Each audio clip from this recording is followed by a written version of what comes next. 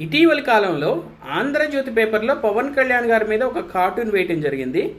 So ఆ cartoon ముఖ్య ఉద్దేశం ఏంటంటే, పవన్ కళ్యాణ్ గారు ఈ మధ్య ఒక స్టేట్మెంట్ ఇచ్చారు కదా, మోడీ గారి హృదయంలో నేనున్నానని.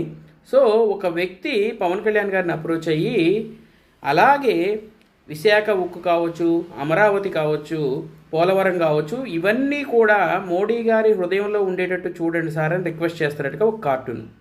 సో దీన్ని ఆంధ్రజ్యోతి సంయమనం పాటించిందా లేదా అన్న విషయాన్ని పక్కన పెడితే, దీన్ని వైఎస్ఆర్ కాంగ్రెస్ పార్టీ పవన్ కళ్యాణ్ని టీడీపీ మీడియా ట్రోల్ చేస్తుందన్న విషయాన్ని పక్కన పెడితే, అందులో గమనించాల్సిన విషయం ఒకటి ఉంది.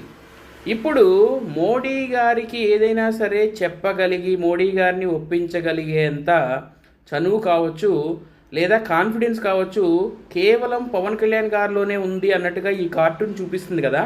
సో ఈ విషయాన్ని వదిలేసి అందరూ రకరకాలుగా